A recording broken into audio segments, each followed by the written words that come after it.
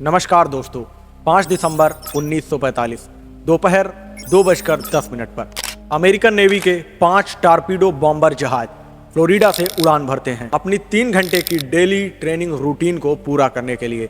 मतलब ये कोई खास मिशन नहीं था, बल्कि उनकी ट्रेनिंग का महज एक हिस्सा था। उस फ्लाइट में 14 लोग मौजूद थे और जिनको लीड कर रहे थे चार्ल्स कैरोल टेलर। ये मशहूर पायलट थे और इनको ऐसी उड़ानों का काफी ज्यादा एक्सपीरियंस भी था। ये सभी जहाज ईस्ट की तरफ उड़ान भर रहे थे।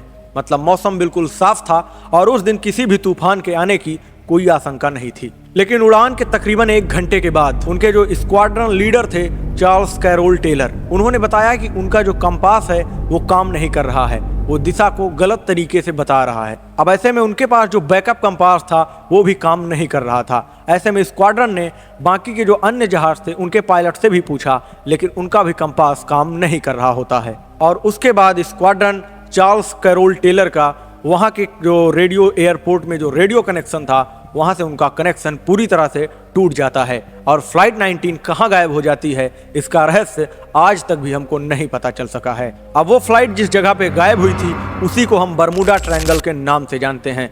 दोस्तों, बर्मुडा ट्रायंगल कोई ट्रायंगल नहीं है, बल्कि 3 इमेजिनरी लाइनों के द्वारा इसको बर्मुडा ट्रायंगल का रूप दिया गया है। बर्मुडा ट्रायंगल फ्लोरिडा के मियामी शहर से लेकर बर्मुडा और प्यूर्टो रिको को मिलाकर एक 7 लाख वर्ग किलोमीटर का क्षेत्र बनता है।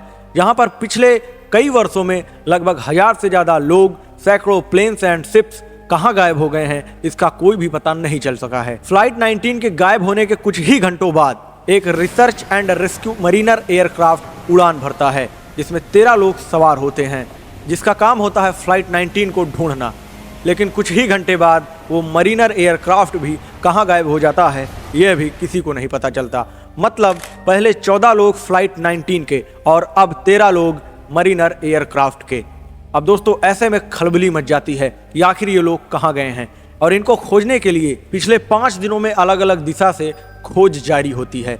100 से ज्यादा रेस्क्यू ऑपरेशन, सर्च ऑपरेशन किए जाते हैं, लेकिन सबके हाथ में केवल असफलता लगती है। कोई भी ये नहीं पता कर पा रहा था कि फ्लाइट 19 और ये मरीनर एयरक्राफ्ट आखिर कहाँ चले गए हैं। अब ऐसे में तरह तरह की कहानियां जन्म लेती हैं। मतलब जैसे कि बर्मुडा का नाम पूरी दुनिया में अब फेमस हो चुका था। कुछ लोगों का कहना था कि यहाँ पर एलियंस रहते हैं। वहीं पर कुछ कहानियों में ये भी दावा किया गया कि बर्मुडा ट्रायंगल में एलियंस नहीं बल्कि दूसरे ब्रह्मांड में जाने का रास्ता मिल गया है। कुछ लोगों का कहना था कि यहाँ पर डेविल्स रहते हैं, यहाँ पर कुछ ऐसे जीव जंतु रहते हैं जो लोगों को मारकर खा जाते हैं। मतलब तरह तरह की कहानियाँ जो जिस प्रकार बना पाता वो उसको बर्मुडा ट्रायंगल पर छाप देता था। बर्मुडा ट्रायंगल के बारे में हमें कोलंबस से भी जानकारी मिलती है। दरअसल जब कोलंबस ने अमेरिका की खोज की थी तब वो उसी रास्ते से गए थे और उनका दस्तावेज में कहना था, जो दस्तावेज प्राप्त हुए थे, कि आसमान में उस समय एक अजीब रोशनी दिख रही थी और आसमान से एक आग का गोला भी गिर रहा था।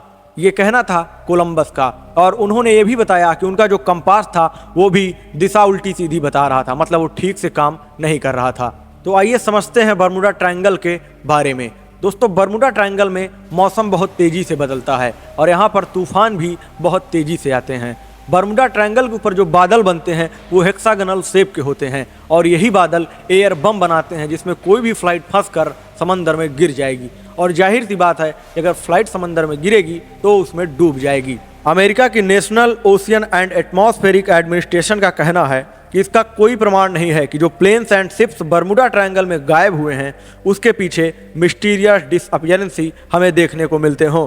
वो ज़्यादा फ्रीक्वेंसी हो बर्मुडा ट्रायंगल में बाकी किसी और समुद्री क्षेत्र के कंपैरिजन में, तो ऐसा कुछ नहीं है। बर्मुडा ट्रायंगल भी उतना ही सामान्य है जितना कि समुद्र के अन्य एरिया सामान्य हैं। वहाँ भी उतनी ही घटना हमको देखने को मिलती है जैसा कि दुनिया के अदर रीजन्स में हमें देखने को मिलती है। अब अगर कोलंबस वाली बात करें कि कोलंबस को उस समय आसमान में आग का गोला दिखा था, तो दोस्तों वो एक मेटेराइट्स भी हो सकता है, क्योंकि उस समय की जो टेक्नोलॉजी थी वो इतनी एडवांस नहीं थी कि सभी चीज़ों को आसानी से समझ सके, और इसी कारण से बर्मुडा ट्रायंगल पर भ्रांतियां फैलती चली गई। दरअसल बर्मुडा ट्रायंगल भी उतना ही सामान्य है जितना दुनिया के अन्य मार्ग सामान्य हैं। बर्मुडा ट्रायंगल को अगर देखा जाए तो इसका जो रूट है वो बहुत अधिक व्यस्त है। तो दोस्तों, यहाँ पर घटना होना बिल्कुल ही सामान्य है। बर्मुडा ट्रायंगल में रहस्यमय जैसा कुछ भी नहीं है। आज दुनिया और टेक्नोलॉजी अधिक एडवांस हो चुकी है, जिसने सभी रहस्यों को सुलझा दिया है। तो ये था बर्मुडा ट्रायंगल के बारे में। आशा करता हूँ वीडियो आपको अच्छी लगी होगी, और अगर अच्छी लगी है तो हमारे चैनल को सब्सक्राइब जरूर कीजिएगा। ख्याल रखिएगा अपना। बहुत बहुत धन्यवाद।